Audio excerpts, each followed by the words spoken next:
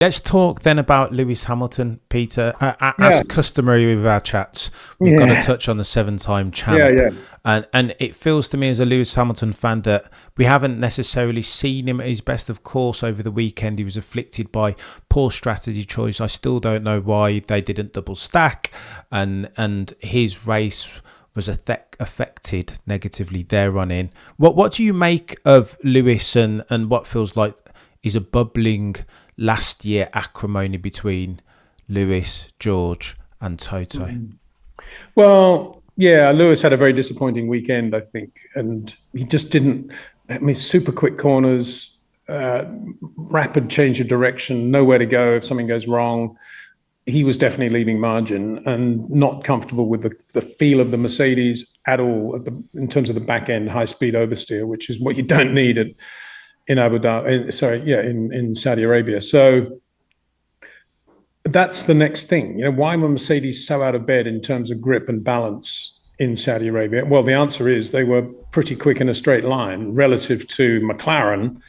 And that's a result of being quite slow in a straight line in Bahrain. So, on the face of it, Mercedes went to Saudi Arabia running effectively less relative downforce within their own scope of the envelope, and the car was pretty skittish to drive. I mean, if it was skittish for George Russell, imagine what it would have been like for the old stager Lewis Hamilton.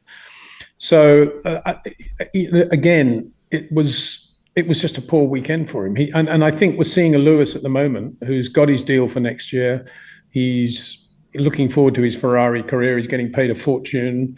He's not going to try and go out on a limb now unless the car feels reasonably well balanced, and particularly on fast, meaningful corners, which are critical to the lap. And I think that's what we saw. It's not a great circuit, that Saudi Arabian track, drag strip, or whatever you want to call it, if the car's not feeling very good. And we saw there, Guan Yu Zhou just had the most simple of shunts, didn't he, in FP3? And so that was that. That was the first thing. I don't actually agree that that was a bad call to leave him out. I think it was a good call because it was a good call for a number of reasons. One, he would have lost time in the stack. Two, given the way that weekend was going for Lewis, it was a good opportunity to give him some track position and give him some confidence, and that's exactly what happened. And I think if you look at it now, the medium to soft strategy, if everybody had run it, was the right strategy for that race. It was a quick tire over a long distance, that medium tire, and the hard tire was actually very difficult to use in its first phase. And there's Lewis on sort of 30 lap old mediums going quicker than George on relatively new hard tires. So actually, as it happened, it was a pretty good balance for Lewis. He got track position, and he was able to do a little bit of racing, and he was on medium tires, which weren't too bad. It would have been worse if he'd been on hard, I think. So actually, I think Mercedes did a good job there. Whether it was by design or just by luck, I don't know. But I think they did a pretty good job in that strategy they gave Lewis, and I don't think he would have had a better finish had he stacked behind George. I really don't. And I think he would have come out of that race thinking, well, I had some good track racing today, wheel to wheel stuff, and I quite enjoyed that. And I still enjoy my motor racing, even if I don't like that circuit, and even if the car was really difficult to drive, roll on Melbourne. And I think, end of the day, that's not a bad way for Lewis to be going into the Australian Grand Prix. The question is, of course, what balance to have on that car in terms of top speed versus the grip level they've got and the sweet spot they want to give the drivers. And they've got a bit of a problem at Mercedes because for sure George can operate within a much smaller sweet spot now than Lewis. And do you go in that direction, or do you go the Lewis direction, knowing that regardless, the car's going to be half reasonable and George is going to get a lot out of it as ever, but he may not get any more out of it than Lewis. It's a difficult one. Again, if they hadn't replaced Valtteri, they wouldn't have this problem, but they do, and they did.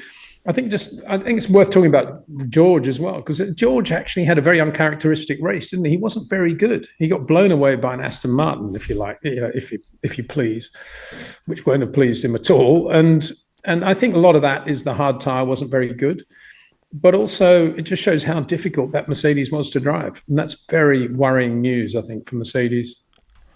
So what's gone on wrong with Mercedes, Peter? Because I know you made a video talking to again another GOAT F1 Yeah, analyst in yeah, Scarbs. What's really fundamentally wrong with that W50? Because going into this season, they said they'd nailed it, they'd reconfigured the design philosophy. Now, apparently, they were barking at the right tree. They were seeing all the right noises and hearing all the right things out from the simulation, courtesy of Mick Schumacher. Yeah. And we are here again in the same place that we've been for the last 24 months as Mercedes. Yeah, we have. And I think the answer is potentially look at McLaren. I think they've got a pretty similar car, same engine, that's for sure. And McLaren didn't fall into the trap of taking too much downforce out of the car for Saudi Arabia, and they gave Oscar and Lando a pretty drivable race car. It wasn't quick in a straight line, as we saw in the race, but it was a good race car that both drivers could hurl around and not make too many mistakes with and basically be confident with. And I think had Mercedes stayed in that area, maybe they would have had a better car in Saudi Arabia. I mean, who am I to say that? I'm just an observer. A technical department of Mercedes presumably have all the answers. Yeah, right. So that's my observation, that they lost some of their overall race performance because they were in search of too much top speed in Saudi Arabia. I think that was the problem. And they don't have enough aerodynamic efficiency to be able to do that, whereas Red Bull obviously can. And Ferrari was slower than Mercedes in a straight line as well, but they still had the grip and balance that enabled Charles and Oliver to do the job. So I think Mercedes just got the setup wrong there in Saudi Arabia. So we should reserve judgment completely on what is wrong with this car until after another couple of races. But I think Bahrain, they were not too bad. This race, they got the setup wrong. Let's see what happens in Melbourne. I think what concerns me, Peter, is the fact that, not necessarily that they were slower, but the extent to which they were slower. Now, we saw Oscar and Lewis going back and forth, right, and even Lando too. And it seemed that Lewis was losing, I think Mercedes claimed that he was losing 7/10 through three corners in Abu Dhabi. And I think that's bonkers.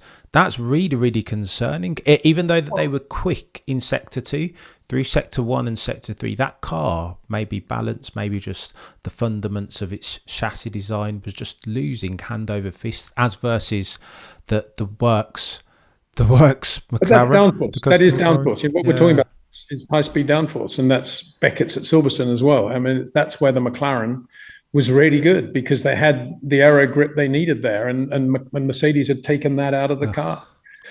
Now, I'm not saying it's that easy to dial it in, but they were certainly quicker in a straight line. I mean, that's why they were quite quick on those sectors. But when it came down to that high-speed section, corners, McLaren were in a different class. And it was a very tight balance between top speed and how much grip to have, a little bit like the Monza balance. And McLaren, for race conditions, you would have said on paper, probably are too slow in a straight line. But it actually, in terms of the racing they had to do and the people they had to beat, forget Red Bull, they had a pretty good race car there.